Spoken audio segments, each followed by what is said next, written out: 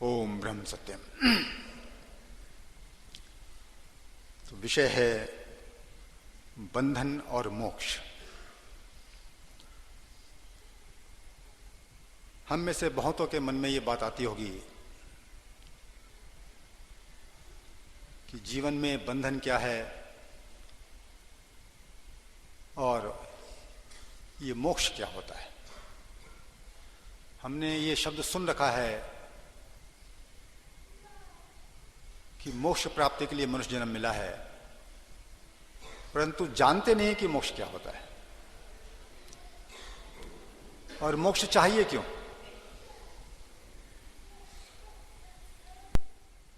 तो जब तक हमको अपना बंधन नहीं पता लगता कि बंधन क्या है, या साधारण शब्द में कहें कि दुख क्या है, क्योंकि दुख ही बंधन है, तब तक हम मोक्ष प्राप्ति का प्रयत्न क्यों करने लगे। इसीलिए आम व्यक्ति ईश्वर की आवश्यकता नहीं समझता। तो ये विषय इसलिए इंपॉर्टेंट है कि आज एक मौका मिला है अपने बंधन को समझने का और मोक्ष को समझने का। यदि ये बात समझ में आ जाए तो हमारा जो आगे जो बचा हुआ जीवन है वो ठीक रूप से व्यतीत हो सकता है। समय का हम सही उपयोग कर सकते हैं।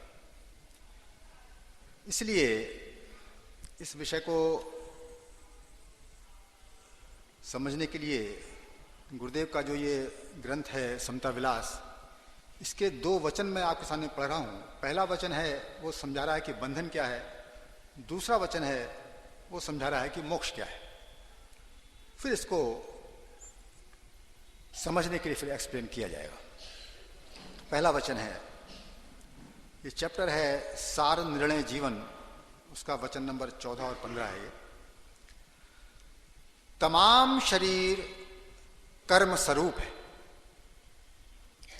तमाम शरीर कर्म स्वरूप है और आत्मा नेह कर्म स्वरूप है। जीव यानी बुद्धि जब तक शरीर परायण होकर विचरती है तब तक इंद्रियों के भोगों की वासना में अधिक आसक्त होकर दुख व सुख में नित ही चलायमान होती रहती है। इसी अवस्था को कर्म बंधन या आवागमन कहा गया है। दूसरा वचन, आत्मविश्वास यानी सतविश्वास, आत्म अनुराग यानी सत अनुराग, आत्म स्थिति यानी सत स्थिति की दृढ़ता से ही बुद्धि कर्म बंधन से निर्बंधन होकर नेह कर्म स्वरूप शांति को प्राप्त होकर नित आनंद को हासिल करती है। यह ही हालत परम सफलता है यानी मोक्ष है, जिसको प्राप्त करके फिर कुछ जानने योग्य और प्राप्त करने योग्य नहीं रहता। यानी निर्वाण शांति तत्व स्वरूप में परम स्थिति प्राप्त करके आनंद स्वरूप हो जाती है। तो मोक्ष की स्थिति क्या है? जब ये जीव खुद ये पूर्ण आनंद स्वरूप हो जाता है, उस स्थिति का नाम ही मोक्ष है। अब इसको समझने के लिए सबसे पहले अपने इस शरीर की रचना को समझना पड़ेगा। थोड़ा ध्यान दें।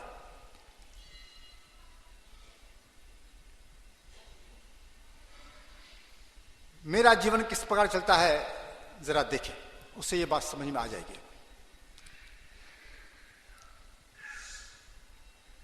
मेरे मन में जब कोई इच्छा उठती है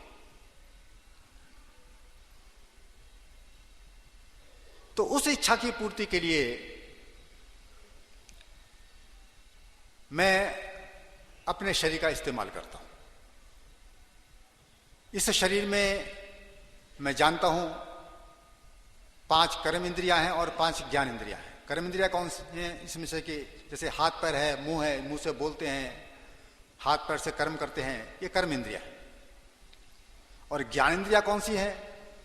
तो ज्ञान इंद्रिय के द्वारा इस संसार का अनुभव करता हूं मैं और उनका भोग विलास करता हूं। जैसे आंख से देखता हूं, कान से सुनता हूं, जीभ से मैं स्वाद रसना ग्रहण करता हूं, ये ज्ञान इंद्रिय है।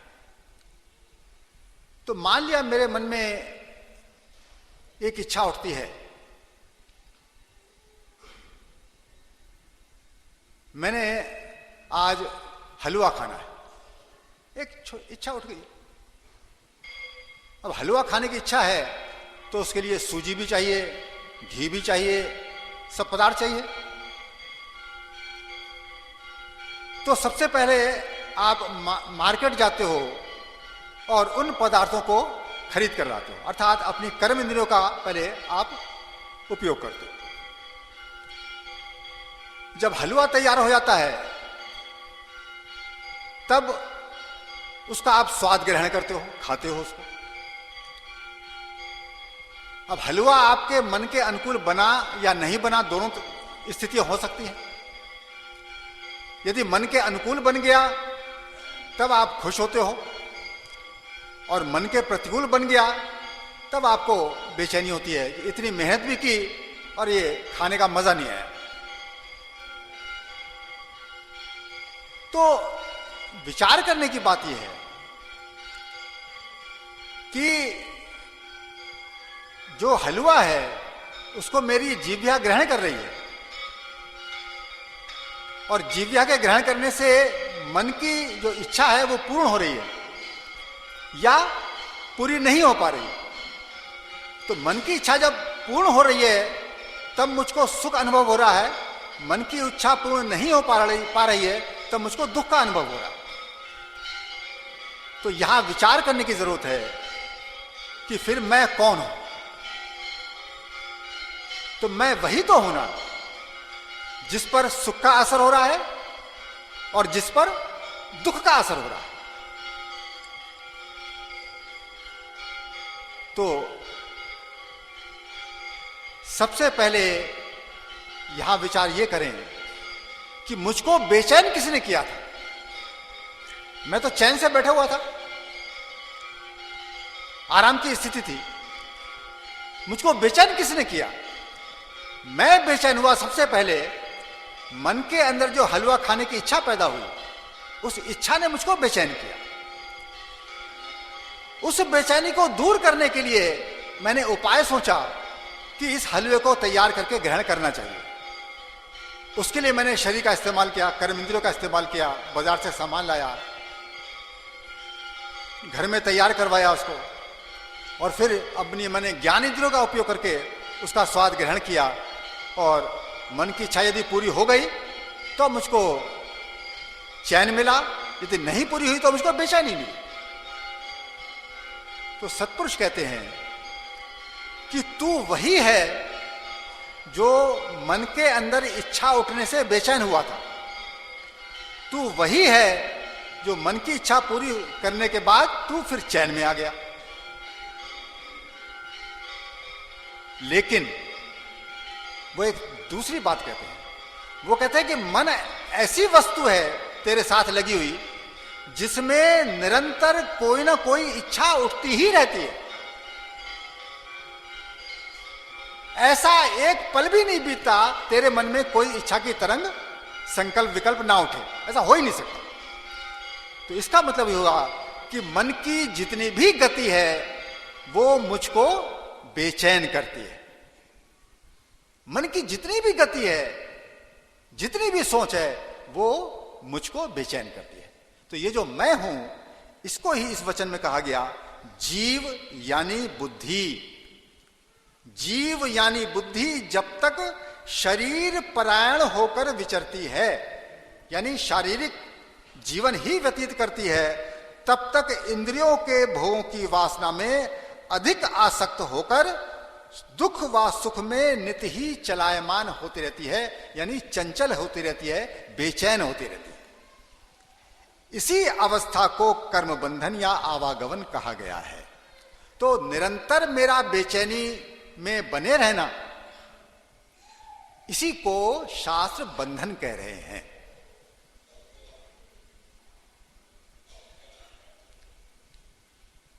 तो इस बंधन से मुक्त कैसे होगा?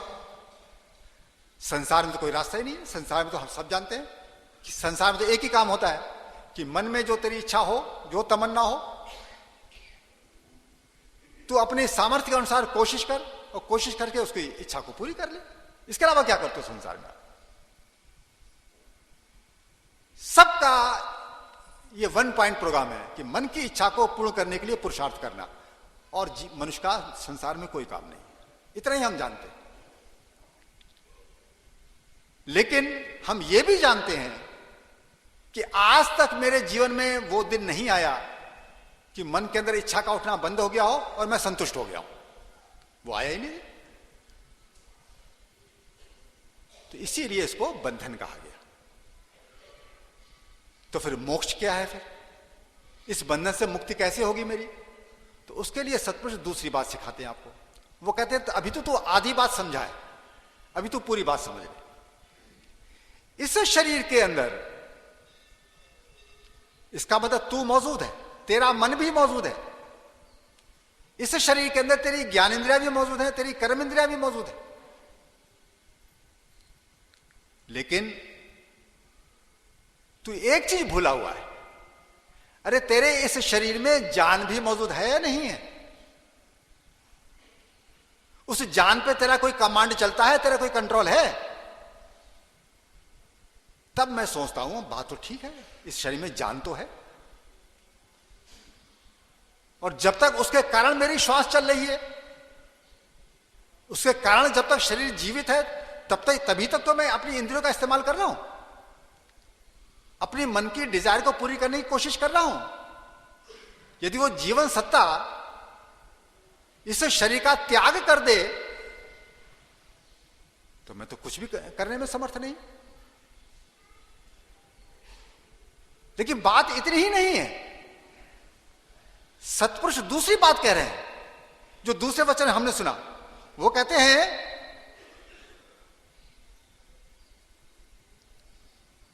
कि आत्म स्थिति अर्थात आत्मा को जानने पर बुद्धि कर्म बंधन से निर्बंधन होकर निह कर्म स्वरूप शांति को प्राप्त होकर नित आनंद को हासिल करती है। यही हालत परम सफलता है। उस आत्मा को मैं जान सकता हूं। मुझे पता लग गया कि जान मेरे शरीर में है। उसी का नाम ईश्वर है, उसी का नाम आत्मा है। गुरु यह कह रहा है कि तू यदि कोशिश करे तो उस ईश्वर को, उस जीवन सत्ता को तू जान सकता है। जानने का मतलब यह है कि वो उस ईश्वर सत्ता के साथ में एक हो सकता हूं। उसी का नाम है आत्म स्थिति। तो वो ऐसी वस्तु नहीं है जो जीभ से खाई, स्वाद आ गया, फिर गायब हो गया। वो ऐसी वस्तु है जिसको एक बार जान लिया तो हमेशा के लिए तेरे मन की वो स्थिति हो गई जिसको वो आनंद कह रहे हैं। उसके बाद कभी भी मन में तेरे बेचैनी पैदा हो ही नहीं सकती। दुनिया की कोई वस्तु तुझको दुखी कर ही नहीं सकती। मैं यही चाहता हूं।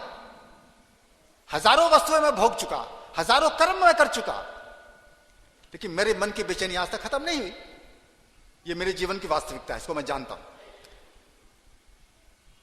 लेकिन जो गुरु है, जो अवतार है, उसके जीवन को भी मैं जानता हूं। बाहर से देखने में उसका जीवन भी ऐसे नजर आता है, वो भी कुछ ना कुछ करता रहता है।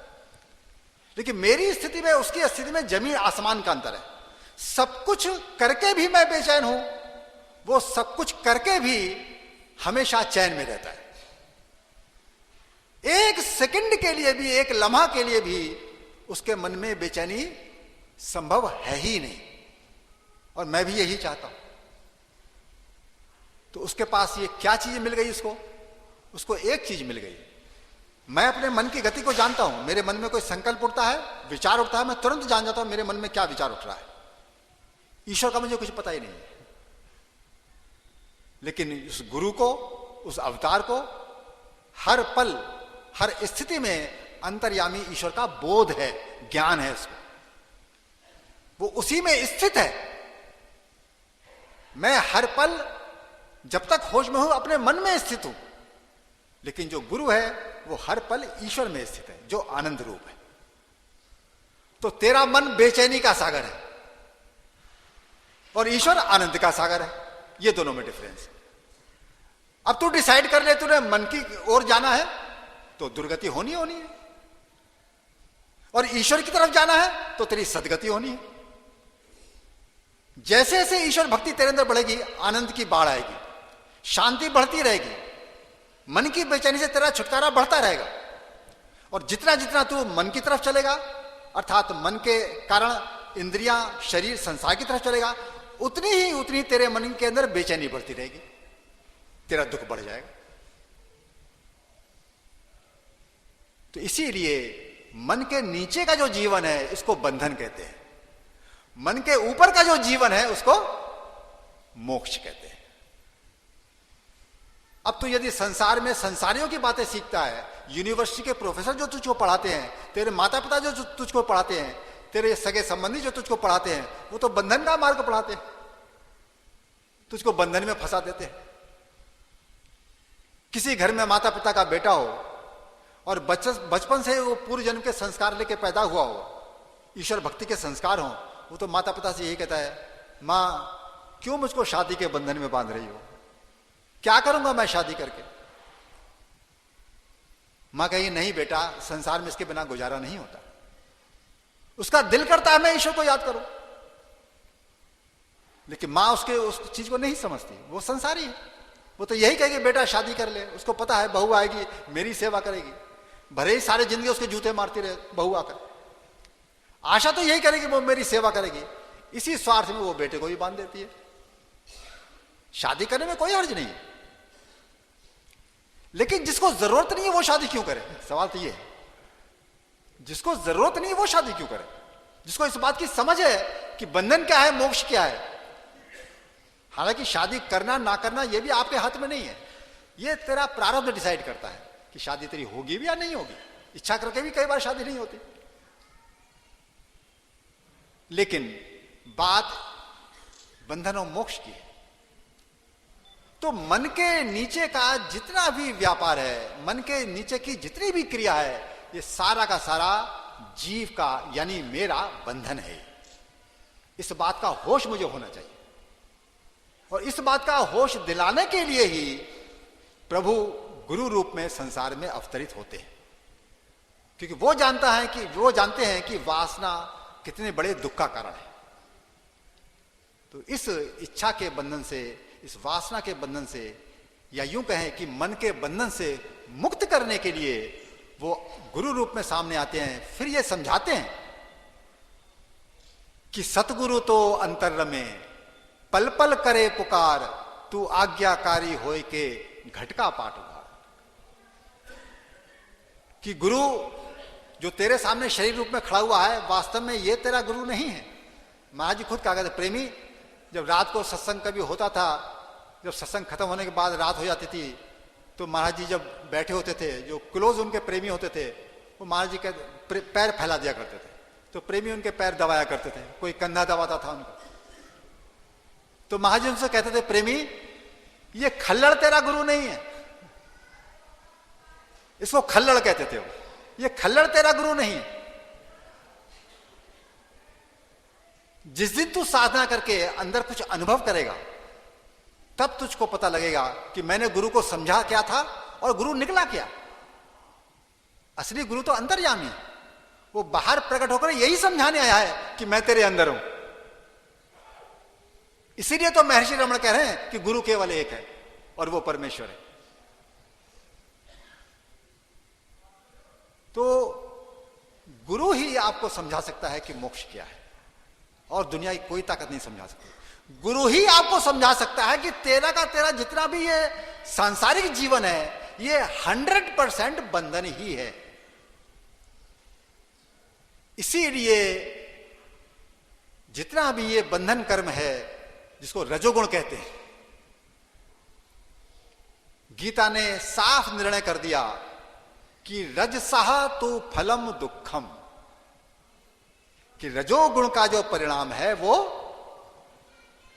दुख होता है।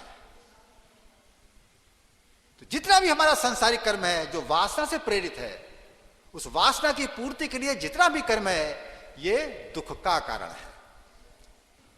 इसका मतलब हो गया कि संसार में जितना ज्यादा मेरा विकास होगा उतनी ही मेरी मानसिक बेचैनी बढ़ जाएगी। ये सत्पुरुषों का फाइनल निर्णय है। इसीलिए शास्त्र पढ़ने पड़ते हैं, इसीलिए गुरु धारण करना पड़ता है, ताकि उनकी बात पर श्रद्धा हो, उसको पढ़कर समझकर अपने जीवन की गति को हम ठीक कर लें।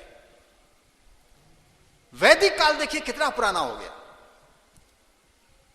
अथर्ववेद के मांडुक्य उपनिषद में आता है, उसकी कारिका कहती है, क्या कहती है देखिए, दुखम सर्वम अनुस्मृत्य काम भोगान निवर्तयेत। दुखम सर्वम अनुस्मृत्य, अनुस्मृत माने मत भूलो। दुखम सर्वम, सब दुख ही है, तेरा सुख भी दुख रूप है। क्यों? क्योंकि सुख ही तेरे मन को बेचैन करता है। उसकी प्राप्ति के लिए ही तू कर्म के लिए प्रेरित होता है और फिर कर्म में फंस जाता है। क्योंकि रियलिटी यह है कि हर सुख दुख में बदल जाता है। जो सुख प्राप्त भी है वो स्थिर नहीं रहता, और ज्यादातर तो तेरे जीवन में वैसे ही दुख रहता है, क्योंकि तेरी तमन्नाएं पूरी होती नहीं कभी। इच्छा कुछ करता है, होता कुछ है। हर माता पिता चाहते हैं कि मेरे बच्चे की शादी ऐसी जगह हो, लड़का है तो बहू बड़ी अच्छी है, सेवा करने वाली हो, आज्ञा पालन करने वाली हो। लेकिन भैया वो भी तो कलयुग में पैदा हुई। तेरे बेटे में वासनाएं हैं, इच्छाएं, तो उसके वो भी तो, उसके अंदर भी तो वासनाएं हैं। वो शादी इसलिए कर रही है कि अपनी इच्छाएं पूरी करेगी वो। और माता पिता बच्चे की शादी इसलिए कराएंगे मेरी इच्छाएं पूरी होंगी। तो इच्छाओं का द्वंद्व तो चलेगा ही वहां पर, तो संघर्ष होगा। और कलयुग का मतलब होता है इच्छाओं की बढ़ोतरी। जब इच्छाएं बढ़ जाती है वो कलयुग है। तो मैं तो उस संसार में जी रहा हूं, उस वक्त में जी रहा हूं जहां इच्छाओं की बाढ़ आई हुई है, और इन्हीं बाढ़ की पूर्ति के लिए हजारों लाखों तरह के प्रोडक्ट अवेलेबल है। तो भैया आप देख रहे हो ना, संसार में जैसे जैसे विकास हो रहा है, डेवलपमेंट हो रहा है, पॉल्यूशन बढ़ रहा है नहीं बढ़ रहा है, रोग बढ़ रहे हैं नहीं बढ़ रहे हैं, कैंसर बढ़ रहा है नहीं बढ़ रहे हैं, ब्लड प्रेशर बढ़ रहा है नहीं बढ़ रहा है, शुगर बढ़ रही है नहीं बढ़ रही है। तो तेरा विकास तुझको नरक में ले जा रहा है या स्वर्ग में ले जा रहा है? तुझको दिखाई नहीं पड़ रहा है क्या? तो जैसे जैसे तेरी साइंस बढ़ रही है, जैसे जैसे तेरी टेक्नोलॉजी बढ़ रही है, जैसे जैसे तेरी शिक्षा बढ़ रही है, वैसे ही ये रोग भी असीमित होते चले आ रहे हैं, तेरी परेशानियां भी असीमित होते चली आ रही हैं। तो वेद ने तो इतने प्राचीन काल में ये बात कह दी। उस समय तो ये साइंस नहीं होती थी, उस समय ये टेक्नोलॉजी भी नहीं थी, उस समय इस प्रकार की शिक्षा भी नहीं थी। उस समय भी वेद ने, उस ऋषि ने, वो ऋषि त्रिकालदर्शी होता है, वो जानता है कि हर युग में जब भी मानव होगा वो किस वासना में किस प्रकार फंसा होगा, किस प्रकार बेचैनी में जीता होगा। इसलिए उन्होंने सूत्र लिख दिया कि दुखम सर्वम अनुस्मृत्य, मत भूलो कि सब कुछ दुख ही है। इसलिए फिर जीने का रास्ता क्या है? तो जीने का रास्ता करें, काम भोगान निवर्तयेत। तू कामनाओं और भोगों की निवृत्ति के लिए जीवन जी। ये डायरेक्शन है वेदों की, धर्म मार्ग पर चलने वाले लोगों के लिए, ईश्वर की पूजा करने वाले लोगों के लिए, कि काम भोगान निवर्तयेत, कामनाओं और भोगों से निवृत्ति प्राप्त करो। क्योंकि यदि निवृत्ति प्राप्त नहीं की तो इसको बढ़ाओगे। फिर तुम जब इसको बढ़ाओगे तो तुम्हारे जीवन की बेचैनी बढ़ेगी, शरीर के रोग बढ़ेंगे, संसार में बेईमानियां बढ़ेंगी, भ्रष्टाचार बढ़ेगा, और आपस में ही एक दूसरे को शांति देने के बजाय मारना पीटना शुरू कर दोगे, दुखी करना शुरू कर दोगे। जैसा आजकल हम कंप्लेंट्स देखते हैं, जहां शादी होती है घर में माता पिता का चैन चला जाता है। क्यों? पहले माता पिता समझते थे कि बेटा मेरा है। अरे भाई, बेटे की सारी कामनाएं माता पिता के द्वारा पूरी होती हैं तो बेटा माता पिता से प्रेम भी करेगा, उनके पास भी बैठेगा। लेकिन अब जब उसकी पत्नी आ गई तो पत्नी को टाइम देगा या नहीं देगा वो? फिर माता पिता कहते हैं ये तो पत्नी का हो गया, तो स्वाभाविक होना ही होना है, क्योंकि वो अपनी वासना के लिए जी रहा है, वो अपनी इच्छाओं की पूर्ति के लिए जी रहा है। तो जहां से उसकी इच्छाएं पूर्ति होती हैं उसके पास तो वो जाएगा। जहां से उसकी इच्छा पूर्ति होगी वो व्यक्ति उसका अपना बन जाएगा। इसमें गलत क्या है? तो होश में लाने के लिए फिर धर्म मार्ग है, ईश्वर का मार्ग है, जिसकी माता पिता जरूरत ही नहीं समझते। कहते बेटा हमारा अच्छा कमाए, अच्छा सामान घर में लाए, हमको पूछे, बस इतना ही काफी है। बाकी जो संतों का ज्ञान है, शास्त्रों का जो मार्गदर्शन है, उसकी तो हम जरूरत ही नहीं समझते। सत्संग की तो हमको जरूरत ही नहीं है। इसीलिए मनुष्य जैसे जैसे संसार में आगे बढ़ता है वैसे ही वैसे इसका जीवन निराशा की तरफ चला जाता है। तो काम भोगान निवर्तेत, ये कह रहे हैं। ये क्यों कह रहे हैं? क्योंकि ऋषियों को पता है कि हर मनुष्य, दुनिया का हर मनुष्य मन के लिए जी रहा है, मन की तमन्ना पूरी करने के लिए जी रहा है, मन की वासना पूरी करने के लिए जी रहा है। और इस वासना में वो जैसे से आगे बढ़ेगा फंसता चला जाएगा। तो इससे निवृत्ति के लिए एक बड़ी सुंदर चीज इस शरीर में उपलब्ध है। उस सुंदर वस्तु का नाम है ईश्वर।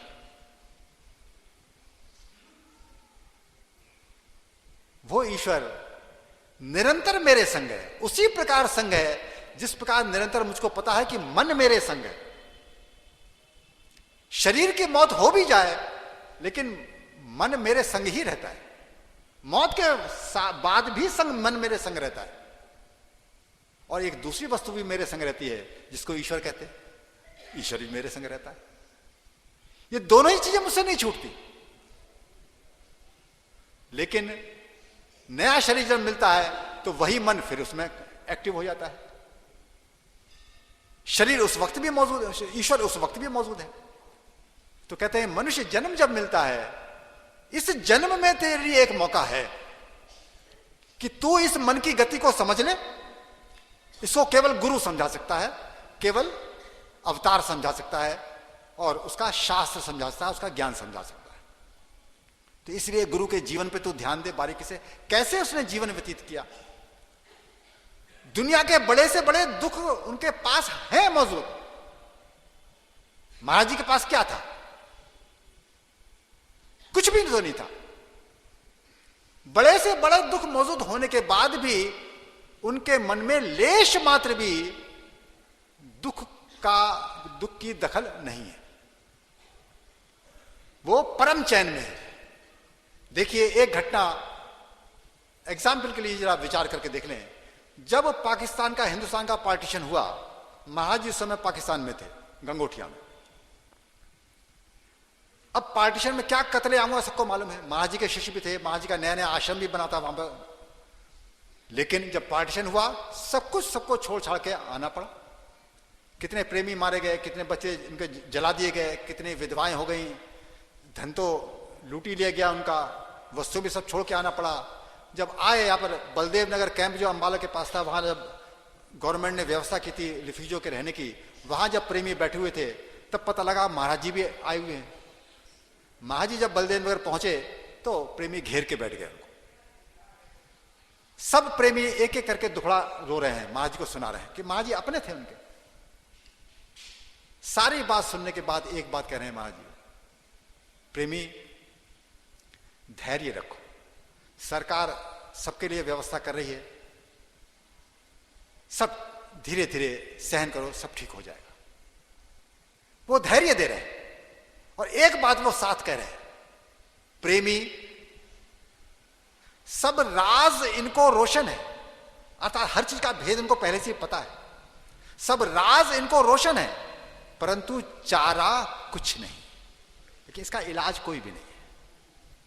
ये प्रारब्ध कर्म है, ये भोग कर ही कटेगा।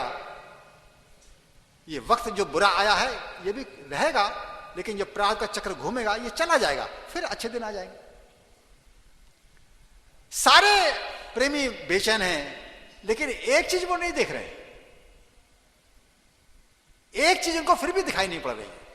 कोई प्रेमी नहीं सोच रहा है अरे गुरु भी तो मनुष्य ही है, हम इतने बेचैन हैं, हमारे साथ जो हुआ है इनके साथ भी तो वही हुआ है। इनका भी आश्रम लुट गया, इनके शिष्य मारे गए, सब उजड़ गए, संगत उजड़ गई, इनके मन में भी तो कोई बेचैनी होनी चाहिए। गुरु परम शांत है। तो यही सिखाने गुरु आया है। गुरु के शरीर को देखकर यही सीखा जाता है, गुरु के जीवन को पढ़कर यही सीखा जाता है कि हर परिस्थिति जो मेरे लिए भी बदल रही है, गुरु के लिए भी बदल रही है। गुरु चैन में है, मैं हमेशा बेचैन हूं। तो गुरु कहता है मुझे जो चीज मिली है वो तुमको भी मिल सकती है, बस तुम मेरी बात समझ लो और मान लो, उसके अनुसार संसार में चलना शुरू करो। तुमको भी मैं वैसा ही कर दूंगा जैसा मैं स्वयं हूं। अर्थात कोई भी वस्तु प्राप्त है या नहीं प्राप्त है। गुरु तो राजघराने में भी हुए, राजा जनक भी गुरु थे, राजघराने में थे। कृष्ण भी राजघराने में थे और फकीर भी हुए, गृहस्थी भी हुए, गुरु नानक के बच्चे भी थे, और महात्मा मंगलराम जैसे सन्यासी भी हुए जिनकी शादी ही नहीं हुई। तो ऋषि तो हर परिस्थिति में हुआ है, गुरु तो हर परिस्थिति में हुआ है। इसका मतलब मैं जहां भी हूं, जिस हालत में हूं, मैं अपने मन से ऊपर उठ सकता हूं। इसके लिए कोई संन्यास लेने की जरूरत नहीं होती, इसके लिए कोई लंबा चौड़ा तप करने की जरूरत नहीं होती है। इसके लिए ये विज्ञान समझने की जरूरत होती है। तो समझना क्या है कि पहले मैं हूं कौन, मैंने अपने आप को समझ क्या रखा है। सत्पुरुष कहते हैं, देखो ना, गीता में बड़ा स्पष्ट कहा कि भ्राम्यन सर्वभूतानि यंत्रारूढ़ानि माया।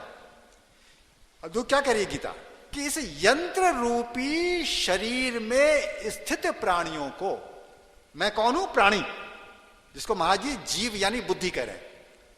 इस यंत्र रूपी शरीर में स्थित प्राणियों को भ्राम्यन, इस संसार में मैं घुमाता हूं, भरमाता हूं।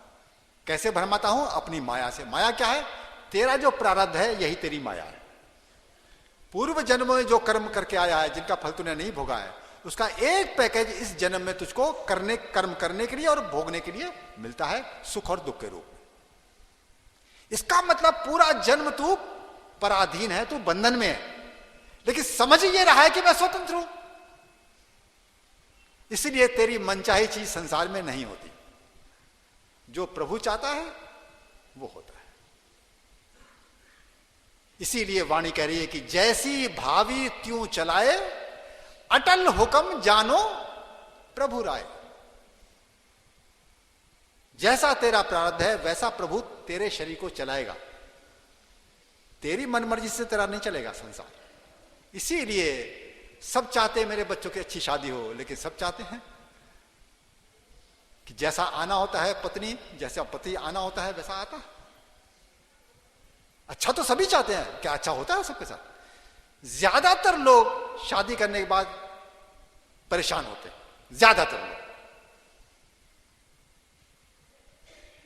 तो इसीलिए आप संसार में कुछ भी क्यों ना कर लो, आप परेशानी से मुक्त नहीं हो सकते। इसलिए सत्पुरुष दूसरा रास्ता बताते हैं। वो तो कहते हैं, प्रेमी तू अंतर्यामी जो ईश्वर है उसको पहुंचने का रास्ता गुरु तुझको बता रहा है। तू कर क्या रहा है? इस समय मन के संकल्पों में तू निरंतर फंसा हुआ है, और हर मन का जो संकल्प है वो इच्छा लेके उत्पन्न होता है, मुसीबत लेके उत्पन्न होता है और तुझको फंसा देता है। इस मुसीबत से बचने का एक ही रास्ता है, तू अपने अंदर उस प्रभु के नाम का जाप कर। इसीलिए गुरु के द्वारा सिद्ध मंत्र प्रकट होते हैं। तो उस मंत्र को जब ये जीव यानी मैं ईश्वर जानकर, साक्षात लाइव गॉड जानकर, मैं अंदर मौन होकर जब गुरु के बताए हुए तरीके से उस मंत्र का जाप करता हूं। मंत्र का जाप का मतलब ये वही प्रोसेस है, जैसे मैं मौन होकर बैठ जाऊं तो मन के संकल्प उठ रहे हैं, मुझको पता लग रहे हैं क्या उठ रहे हैं, तो मैं अपने संकल्पों का जाप कर रहा हूं, लेकिन ये मेरे लिए बंधन पैदा कर रहे हैं। इसके मुकाबले में तू प्रभु का जाप कर मंत्र के द्वारा। जब मंत्र, क्योंकि उसमें शक्ति है, वो खुद ईश्वर है, वो खुद गुरु है, इसीलिए मंत्र का क्या होता है काम कि मन के संकल्पों को धीरे धीरे वो कमजोर कर देता है। एक स्थिति ऐसी आती है सिमरन करते करते कि मन के अंदर संकल्प उठ रहे हैं लेकिन तुझको बेचैन नहीं कर रहे, और प्रेम से तू मंत्र की याद में लगा हुआ है। इसके बाद और तेरी स्थिति जब एडवांस होती है तब क्या होता है कि मन के संकल्प इतने कमजोर पड़ जाते हैं कि तुझको उनके द्वारा परेशानी बिल्कुल नहीं होती। जैसे कि ऐसी हालत हो जाती है जैसे कि सूर्य यदि है, सूर्यास्त का समय है, सूर्य वही है लेकिन सूर्यास्त का समय है, उसके अंदर तेजी है ही नहीं, खुली आंख से आप सूर्य देख लेते हो। तो उसी प्रकार मन मुझको परेशान नहीं कर रहा है। उस हालत में क्या होता है कि अंतर्यामी ईश्वर अपने आनंद को प्रकट कर देते हैं। जब तेरे मन का सूर्य इतना अस्त हो गया कि उसकी तेजी खत्म हो गई, उस हालत में ईश्वर अपने आनंद को प्रकट कर देता है। जैसे कि सूर्यास्त होता है तो चंद्रमा प्रकट हो जाता है, उसमें ठंडक है, शीतलता है। तो प्रभु का आनंद जब अंदर प्रकट होता है तब इस शिष्य को विश्वास आता है कि गुरु ने जो कहा था वो ठीक है। सतगुरु तो अंतर में ये बात बिल्कुल ठीक है। तो वो अंतर्यामी जो प्रभु प्रकट होते हैं, अंतर्यामी जो गुरु प्रकट होता है, तब ये जीव उस गुरु का, उस प्रभु का संग करता है। तो वही प्रभु इस मन को पूरी तरह से भस्म कर देते हैं और अपना फाइनल दर्शन देते हैं, जिसको कि हम आत्म साक्षात्कार कहते हैं, जिसको कि हम मोक्ष कहते हैं। तो इस बंधन से धीरे धीरे हम मुक्त की ओर अग्रसर हो जाते हैं। तो रास्ता वही है। मैंने पहले ये समझना है कि पूरा का पूरा जन्म मेरा दुख रूप है। तो मैंने मन का गुलाम नहीं बनना, मन की गुलामी नहीं करनी। मैंने इसकी मन की गुलामी से मुक्ति का रास्ता तलाश करना है। वो रास्ता केवल गुरु बताता है। जब गुरु बताता है तो यही विज्ञान समझाता है कि तू अपने मन, इंद्रियां, शरीर और संसार के बंधन में जी रहा है। मनुष्य जन्म मिला है, मनुष्य जन्म में तू सीख सकता है कि तेरे शरीर के अंदर जान भी है, यानी तेरे शरीर के अंदर ईश्वर भी है जो शरीर को जीवित रखे हुए है, जो तेरे प्रारब्ध को निर्धारित करता है और प्रारब्ध के अनुसार तुझको संसार में जीवन जीवने के लिए मजबूर करता है। तो सुख और दुख तेरे जीवन में आते हैं, कर्म का होना ना होना होता है, वो तेरा प्रारब्ध डिसाइड करता है। तो तू इस प्रारब्ध के चक्र में फंसकर गुलाम बनकर जीता है, इसीलिए कभी भी तुझको संतोष की प्राप्ति नहीं होती। इसलिए एकमात्र तेरे जीवन का रास्ता है जीने का यदि कोई है तो वो है ईश्वर भक्ति का रास्ता। इसीलिए सिमरन सबसे ज्यादा जरूरी काम है, सत्संग सबसे ज्यादा जरूरी काम है। इसके लिए हम प्रोग्राम बनाएं, इसके लिए वक्त निकालें, ताकि इस बंधन से बचकर मोक्ष को प्राप्त करके मानव जीवन सफल करें। ओम ब्रह्म सत्यम सर।